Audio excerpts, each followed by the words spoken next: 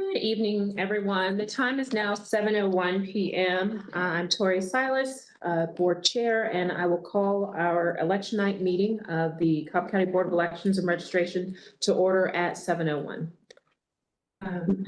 First thing on the agenda, all of those that are willing and able, please rise with me to recite the Pledge of Allegiance. Pledge allegiance to the flag of the United States of America and to the republic for which it stands, one nation, under God, indivisible, with liberty and justice for all. Thank you. Approval of the agenda. Has everyone had an opportunity to review this evening's meeting agenda? Any proposed revisions? Hearing none, I will entertain a motion to approve the agenda as presented. So moved. Thank you, Mr. Bruning. Is there a second? Second. Thank you, Ms. Fisher. All of those in favor of approving the agenda, just a voice vote. A voice vote is fine. Aye. Any opposition? The motion passes 4-0. Just noting that Ms. Mossbacher has yet to join us. Approval of the meeting minutes. Those were distributed last week. I will note I did not get my proposed revisions to you in a timely fashion, but I will also note that they were non-substantive. I think there were just some typos and things of that nature. And of course, I printed them out and left them on the counter. So I will email those to you. But again, they are not substantive revisions. So I don't believe that they would, me not presenting them would prevent us from taking a vote on. Perfect. We'll get those done before we publish. Okay. Has everyone had an opportunity, with that being said, has everyone had an opportunity to review the meeting minutes? Yes. Any proposed revisions, suggested changes? Or updates?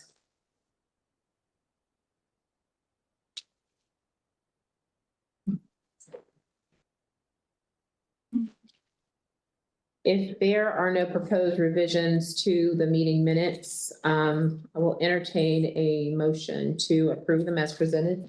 Subject to, again, scrivener's errors and things like that being updated per the revisions that I'll send in the director fall. So moved. Thank you, Mr. Bruning. Is there a second? Second. Thank you, Ms. Fisher. It's been moved and properly seconded to approve the meeting minutes for our April 14th meeting. All those in favor? Aye. Any opposition? Motion passes unanimously, 5-0. All right, new business. I'm sorry, director's update. Well, good evening, everyone. Looks like we just crossed over 10,000 voters for the day. So we're at 10,031, subject to a few last minute trickle-ins as the poll pads continue sinking. So I'm excited to cross. That was our internal goal was 10,000. So it's 10,000, including the previous? No, just today. Great. 10,032 voters just today. 6,380 is the number we're at right now for absentees. That includes AIP and ABM. I believe we have 100 and I think it was 43 absentee by mail ballots returned and accepted. And so unless any walked in the last 30 minutes, looks like we're at 6,380. So that puts us at a total of 16,412 voters for the day. So really great, much better turnout than February. And we're excited. 10,000 was our kind of internal goal for the day. So So the 6,030 was AIP? 6,380, AIP and ABM, all absentee voting. So the 16,412 is for the election. Yes. All right, got it. And then overall, a very quiet but consistent day, which was nice to see that. I know earlier we had emailed about an issue with poll pads. So at the beginning of the day, we got 3 calls back to back about voters showing up at the wrong precinct. And when it showed their precinct where they should be, it was showing the correct name of the precinct, but it was showing just a wrong address. So we reported it to Knowing. Knowing disabled the map feature, and all the polling places had a hard copy of the correct addresses. So the area supervisor started calling out to all the poll managers within 5 minutes of receiving the call. And they turned and pivoted to that paper copy. And after that, we didn't have any more issues. Okay. Thank you for making us aware of that. I do appreciate your answering the questions that I posed. One of the other board members had inquired about our QA process. do we have one? Especially to the extent that it's now a known, or maybe we should put one in place because it's happened a couple of times. Sure. So what we check in the poll pad Saturday is we're checking to make sure that wrong precinct voters are showing up, wrong precinct. So that's really what we're looking for. So Mhm. I'm a Murdoch 01 voter, that I'm only showing up as being able to check in on the Murdoch 01 poll pad, not on any other poll pad. But we're hopeful, working with No Ink. They said that they're working on a long-term solution to try to resolve the error. So in the meantime, until we have confirmation of that, we can add that to the process. But my guess would likely be that until they fix it, we'll keep the map feature completely disabled, as to not risk it being used at all. Were the addresses that were being given on the poll pad old addresses? Nope, just wrong addresses. One poll manager told us that he clicked on the voter, it gave one address, he cleared it out, searched her again, and it gave a totally different address. So I don't know why that happened, but No Ink said that they're trying to troubleshoot it, so. Why are they using a map instead of a database? So it's not that they're using a map. The way it works on the poll pad, I guess, well, it's disabled, is when like Murdoch 01, me, if I'm show up at a different precinct, it'll say wrong location, and then it'll say show map, and it shows where my precinct is on the map. That way the voter can see this is the address of your precinct. They can write it down. That way they can put it in their GPS. And so that map is what was showing the incorrect address. So that doesn't seem to align with the issue that was raised with for Stacy's, the young woman, I believe it was a woman that reached out to you.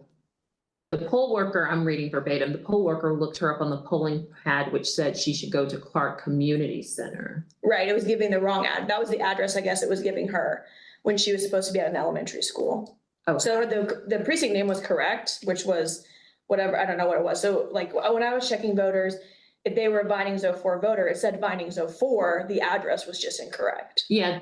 What I'm saying is based upon my read of this, the poll worker looked her up on the polling pad, which says she should go to Clark Community Center. She then looked herself up on MVP that said she should go to a City View Elementary School. That doesn't sound like The the The same screenshot, the issue. screenshot she sent me from the poll pad, Mhm. it didn't list the precinct name. It listed, the directions and the address of how to get to that precinct. So I think Yeah, that, Okay, well, So it- when I read this, it's Yeah. not about an address. I This is did- about a polling location. So maybe Yeah. it's my misunderstanding of I what's didn't right. even know here. until Tate said that it was giving the right precinct name and wrong address. She just told me the address is taking me to a different precinct. MVP saying a different place. Why is it not, why am I getting two different? right, Facts. because it shouldn't, because it's their Yeah. synced, so clearly something wrong on there. Why don't you call her back tomorrow and make sure Yeah, that Yeah. the problem that. So I have the screenshots, Stacy sent them to me as well. So the issue is that on the first screen where it has your information with your address, it has the precinct name on there. So it would say Vinings 04 or whatever it is. And then you click show map, and then that's the screen that was showing the incorrect address. It says 153 Mathis Drive, Southwest Austell. But then here it still says 003 or 033 Mapleton 2B and her combo there. But then the map and the address was not the correct address for City View Elementary School. okay. It's my interpretation Her of what was precinct written. was correct. Okay, got it. I just wanted to make certain we were talking about the same issue. 'Cause, Right. again, I interpreted this to be something different. So, okay. I think the main thing is, because it's now happened multiple times, we have to get some sort of feedback from knowing as to what their plan is, because it impacts anybody who shows up at the wrong location. So I feel like certainly when we have a statewide race coming up with every precinct, we want some confirmation that it's fixed by June. Yes, absolutely. Is there a way for us to test it before election day? Yeah. Yeah, we'll add it. So they'll only relaunch the map feature if they said that it's fixed, right? They're not gonna relaunch it if they say it's not fixed yet. So if they say that they put in the solution that they said that they're gonna do, then they'll relaunch the map feature, and then we'll be able to test them on poll pad Saturday when we do the poll pad syncing. Is this something we can check for in the LNA? That's what poll pad Saturday is. That's when we do the poll pads. And so why didn't it catch it? Because that's not, we don't check the address, we check that the voter is in the correct precinct. We're not checking the wrong location addresses Can we? currently. We will now. Yeah, until we have full confidence that this issue is resolved, we'll continue to check that once they say it's fixed. If the map feature is disabled, Mhm. will we be able to still tell somebody which precinct they need to go to? Still says their precinct name, so Oh, like it still this time it was still have that, Mapleton okay. 2B. So when I say precinct name, but that's Mapleton 2B, not their polling place name, right? Her Right. polling place name is City View Elementary School. It said Mapleton 2B, then they have the paper list where they look it up So, and that would okay. say City View Elementary, this is the address. Okay, Right, cool. right. Is that address on MVP? Yeah, so when she pulled up her MVP, it had, MVP was correct. And she called me from the polling place and she was like, the poll pad's saying to go this way. My MVP says this thing. I know you're on the Board of Elections. How do I know what's right? Wonder I said- why knowing can't link to MVP. it is, that's what's confusing. Right, and so that's where I was gonna go. Well, To the extent that it is, I mean, I absolutely agree, like disable it until they can confirm that it's fixed. can we just But I would- knowing? Well, we can't make that decision, but I would say that if we could try to get, I think they should do some type of root cause analysis because it's a repetitive issue. So just fixing it is one thing, but really understanding why it continues to happen, in my opinion, is another. And I think we should probably push a little bit on them to get them to tell us why it's happening. Because to Jennifer's point, I don't want this to happen come And November. this is a Sure. statewide system, right? Right. So Cobb County's not the only one that's gonna be having this problem. So Come in. I would Mhm. hope that the Secretary of State is going to escalate this because it's a statewide issue. I presume it's been reported to Yeah, That's I mean, there's a ticket put in. a ticket. Okay. Yeah. And the other thing I would say is because you're a poll worker and you're sitting there, obviously you don't have your phone with you. Right. Maybe we could go back to where we had like the QR code for MVP on the stanchions so that we can direct people to look up MVP easily. Just something to think about is a potential. I know we had that for a while. And it was very helpful because when you're checking in a voter, you can't just take your phone out and help them. Right. Or take their phone. I was gonna say, that's the other thing. I mean, voters aren't supposed to have their phones out anyway, so. We had the stanchions just Oh. right outside the enclosed space. Okay. Somebody could step outside, scan the QR code, look at MVP, and then at least we had that. There was a time that Janine did have a big sign. It was a sandwich board type sign Mhm. with a QR code Right. for people as they approach the precinct. Yeah, we had one of those out there last year when. It's kind of come and gone, but it might be something just to look at for June. We actually put one out today here and we took one to Smyrna Community Center because we noticed an increase in voters coming to us and Smyrna Community Center, which are EIP sites, thinking they could vote here. A little bit higher volume than what we would have expected to see with an election this size. And so we deployed an A-frame to Smyrna and then put one out here as well with a QR code on it. But yeah, we can definitely look at doing that. Just something to think about. Okay, anything else you want to report with respect to the election? That's really it. It's been overall a very smooth day. Okay. What's the turnout percent? Let me do some quick math because not it a shows the big total voter registration, not just 2 and 4. So let me look. I saw 4.5. And you were looking.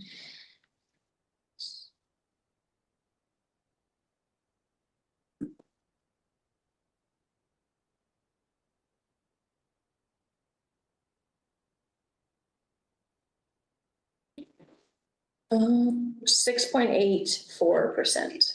So we doubled since the primary. Yes, yes. Did you say 6.8? 84, Wow. yes, 6.84. Looks like we've kind of steadied at 10,066 voters today. 10,066. Okay. Any other questions for Tate on the election? If not, we'll move on to new business.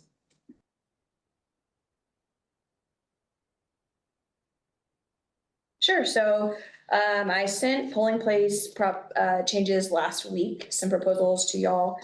with some maps and details. So we have quite a few locations that are in districts 1 and 3 that are no longer willing to serve as polling places. And since June will be their first election where they are open in 2025, we're looking at changing some of them. So we're looking at relocating a few of them, and then relocating one permanently, and then co-locating a few, and then just a potential relocation that we'll need to go ahead and vote on next week for my precinct, Murdoch 1, because that church is unable to house us if there's a July 15th runoff.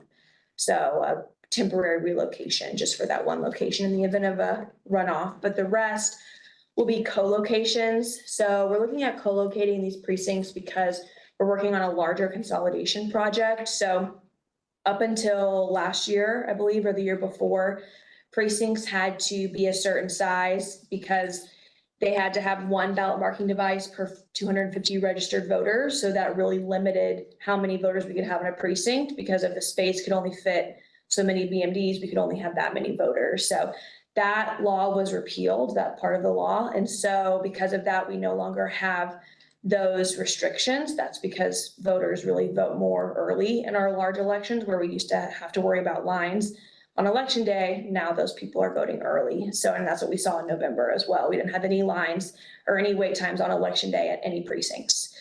So because of that, we're working on a larger consolidation project to consolidate a lot of our precincts. As y'all know, we have polling places that are across the street from each other, down the street from each other, within a minute of each other. And so looking at consolidating a lot of those precincts. So the Board of Commissioners is responsible for voting on changing precinct boundaries. So those changes will go before the Board of Commissioners. Anytime we change precinct boundaries, that's a Board of Commissioners decision. And then anytime we change a polling place, that's the Board of Elections decision. And so we're working on that project over the summer to put together those potential consolidations. That'll tremendously help us save taxpayer dollars, save time, save effort. And so we're looking forward to working through that. So that's why we presented so many co-locations, is because these are sites that we believe are potential to be some of those permanently consolidated locations. And the consolidations would be starting next year, starting the beginning of 2026. So there's 10 in total. Like I said, one is a permanent relocation. That's Clarkdale 1. And then the rest are temporary. And then some are co-locations. And then the one temporary relocation for Murdoch 1. Okay. I have a few questions, but does anyone have any specific questions either about the relocations or the co-locations?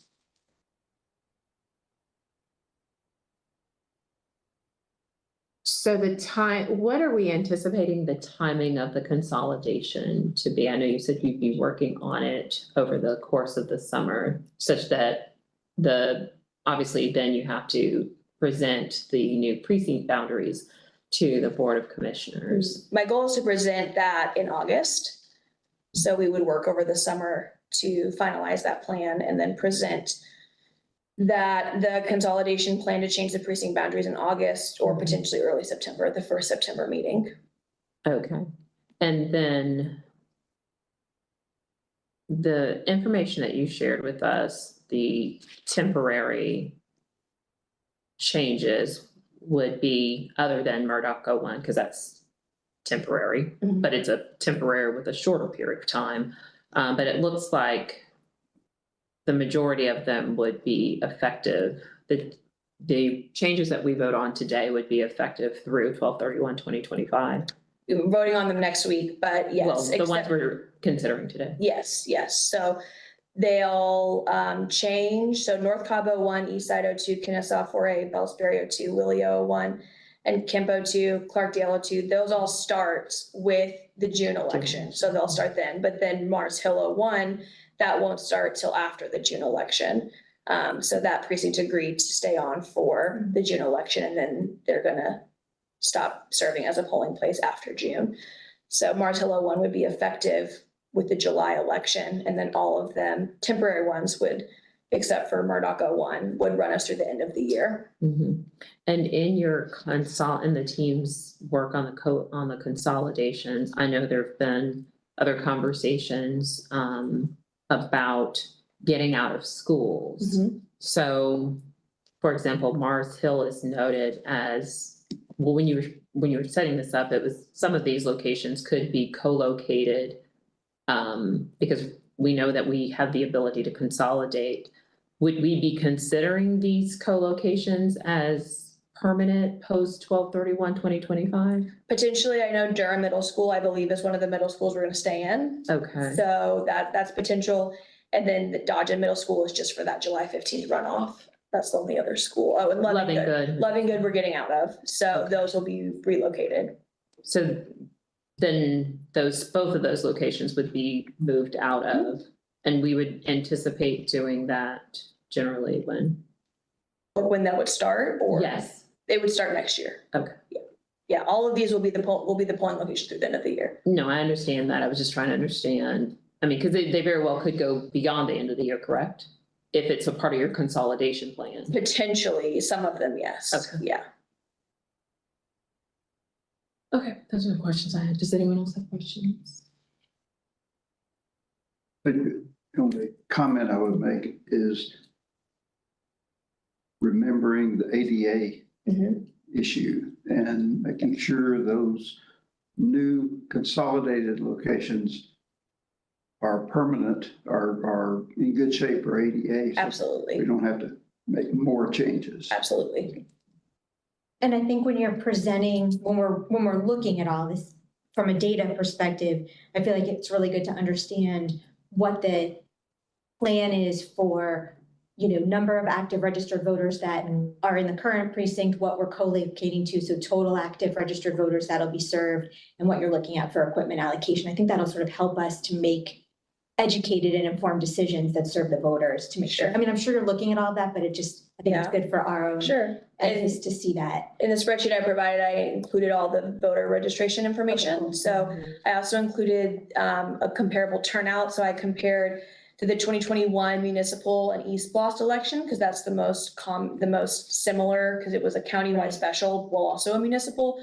So you could see what the turnout was for that election with those two co-located precincts combined. And then I also provided the 2024 presidential turnout just for the physical location of where those sites will be co-located at. So you can see that those locations can handle a much higher volume than what we would expect in November. And so that was provided. And then for the equipment allocations, we're actually going to do a full co-location. So it's going to be one set of equipment and one set of poll pads, and then they'll have two separate scanners. So that way we don't have to worry about confusing, these voters vote here and these voters vote here. It's just, their code gets encarded. That's what has their ballot on it. They can go to any BMD, and then they'll have, like Clarkdale 01 scanner that'll say Clarkdale 01. And then there'll be, well, that's not co-located, Ackworth 1C scanner and a North Cobb 01 scanner. So then they'll just put it in the correct scanner, and then that'll be it. So it'll help us not have to deploy as much equipment and also not have to hire as many poll workers. How many, how many currently co-located locations do we presently have that are Two. permanent too? Well, yeah, there are two, yeah. That are right now, notwithstanding, like not including this, there are currently just two co-located polling locations. Yes, McClure Middle School holds two precincts, and then Catholic Church of St. Anne holds two precincts. Okay. And go ahead. You're about to add, and that's been working fine. Yeah, we haven't had, and there we did do two full separate setups, and Okay. it's a lot of equipment for this year. So if you put your ballot in the wrong scanner, will it kick out? Yes, it'll be rejected. Those scanners will only be programmed for their precincts, just like our election day scanners are now.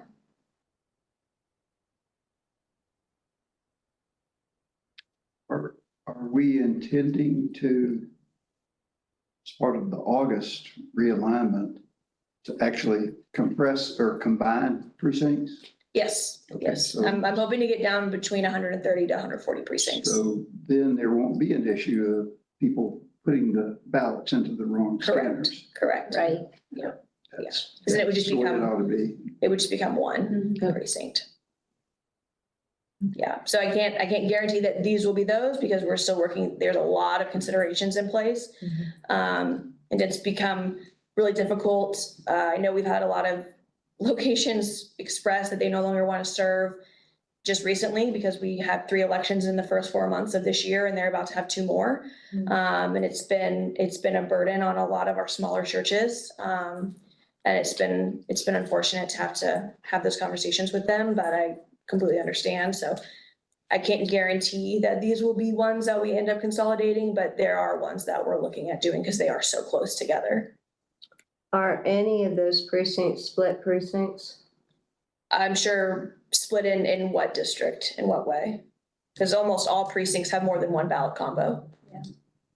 Split precinct between 2 congressional districts, split precinct Sure, between like I said. House district to Senate. I don't think we have a single precinct that only has one combo. Right.